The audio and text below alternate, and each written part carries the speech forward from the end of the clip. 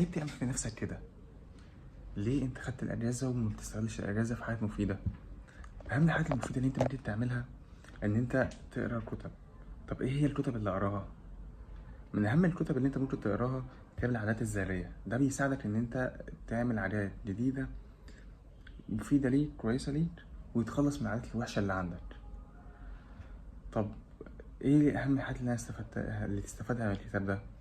الكتاب ده اولا بيقول لك اللي هو ان انت لو عملت عادات ذرية بسيطة، اللي هو حاجات بسيطة، لو بنسبة 1% على المدى الطويل هتبقى حاجة كبيرة.